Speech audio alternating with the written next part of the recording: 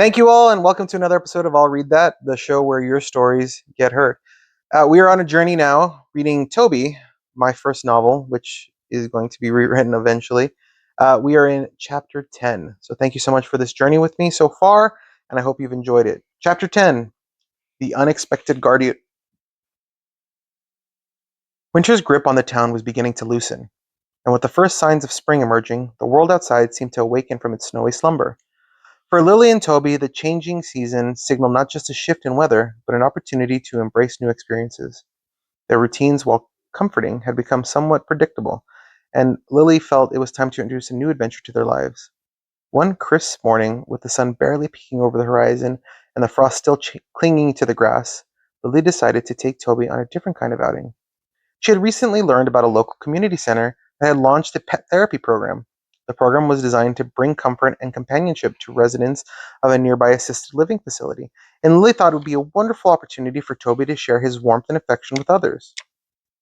The program was designed to bring comfort and companionship to residents of a nearby assisted living facility. The idea had been conceived by Emily, a devoted animal lover who had witnessed the profound impact that therapy animals could have on individuals facing emotional and physical challenges. Inspired by her own experiences and the success of similar programs in other communities, Emily had established this program with the support of local volunteers and donations.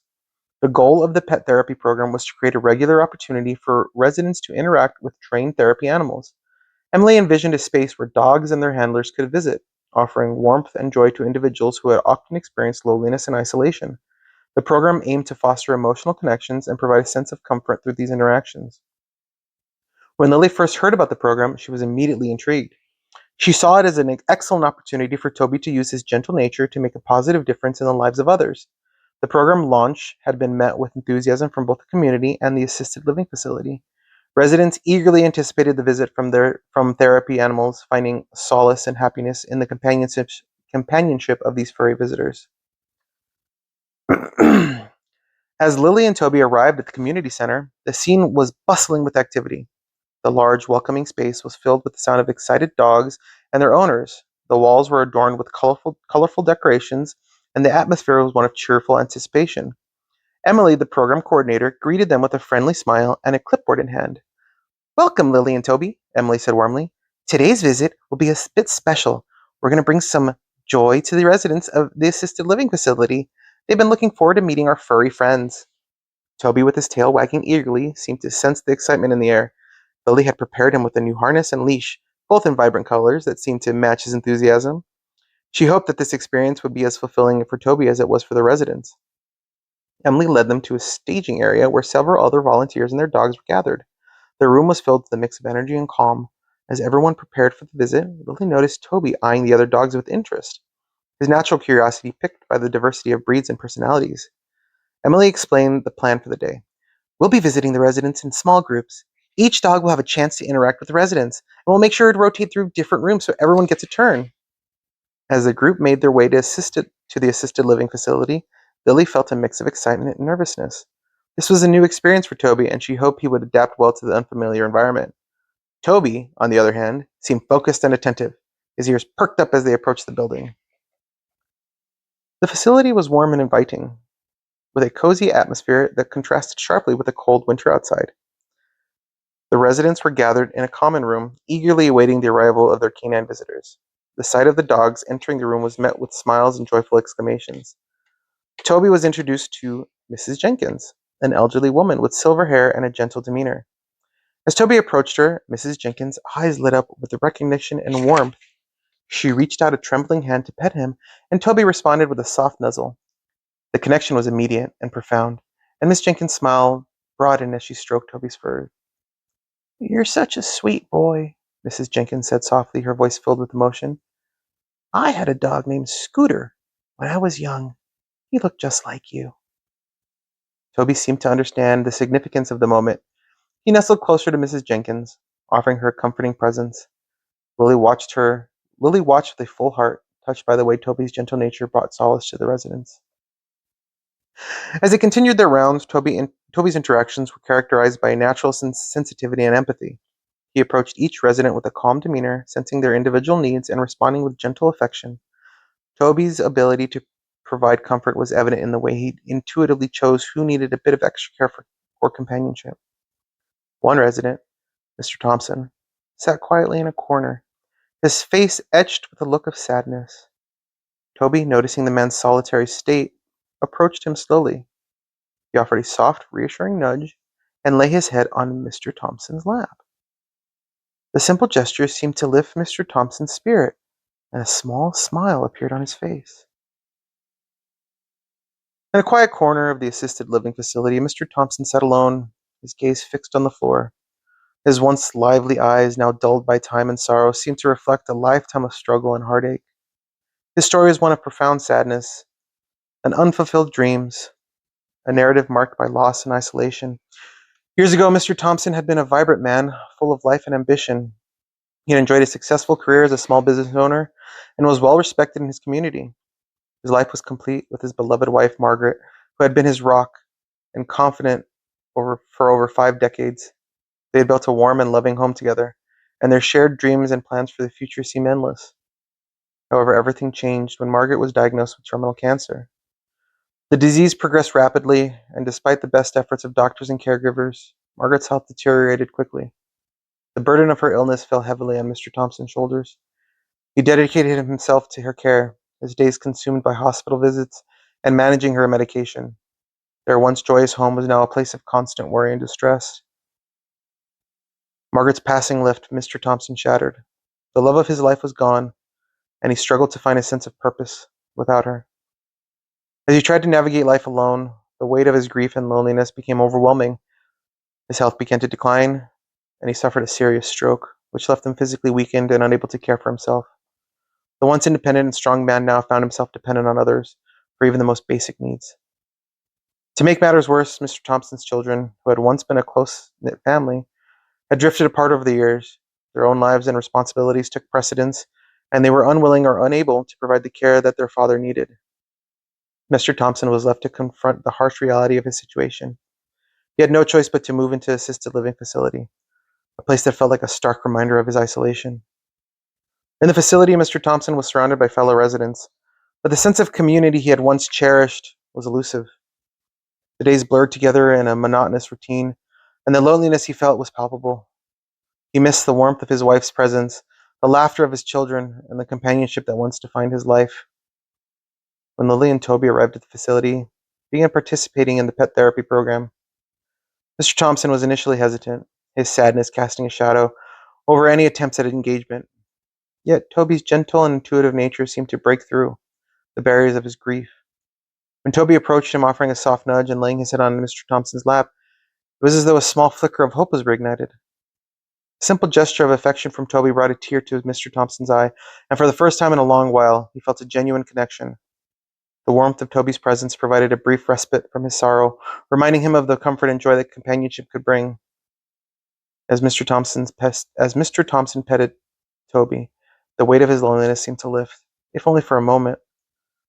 The small smile that appeared on his face was a testament to the healing power of love and kindness, and it was a reminder that even in the darkest times, there could be a moment of light, and there could still be moments of light and solace. Lily observed the impact Toby was having on the residents.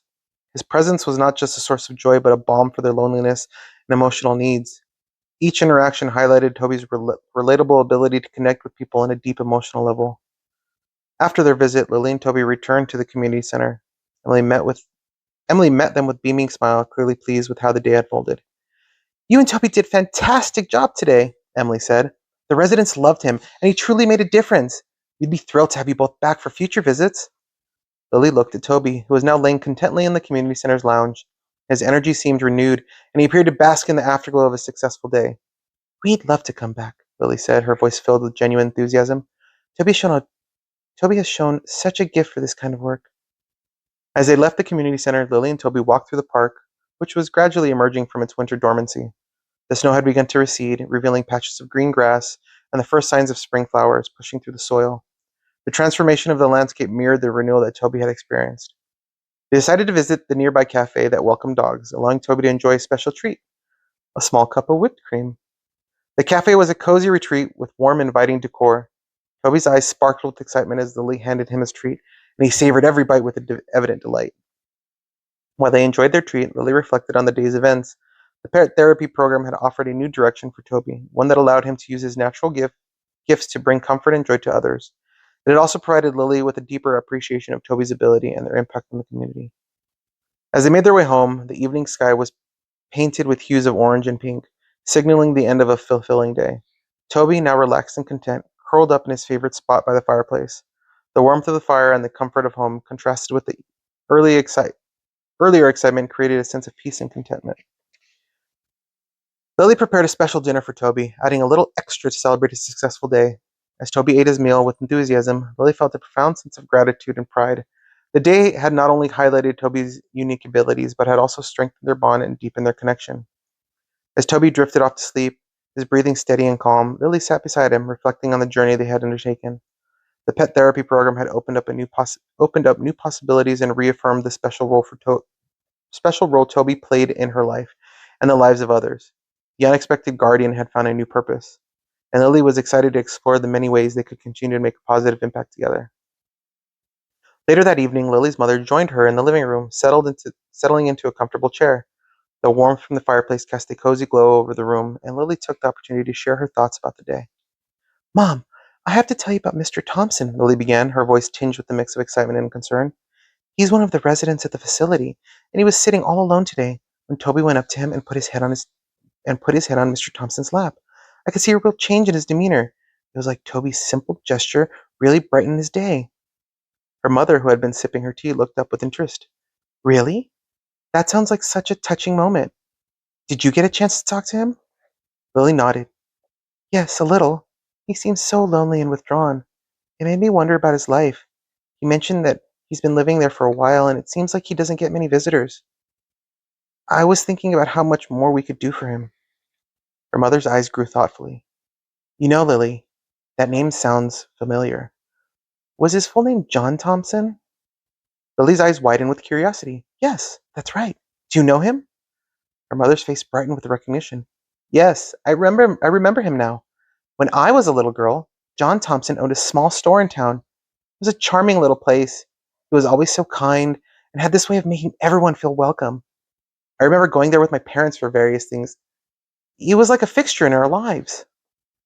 Lily's mother sighed and her expression became wistful. His store was the kind of place where you felt like you were part of a big family. You'd always remember little details about the customers and had a genuine interest in their lives. It's heartbreaking to think that he's been alone for so long, especially after losing his wife and seeing his children move away. Lily's heart ached for Mr. Thompson. It really is. I felt such a pang of sadness seeing him there with no one around.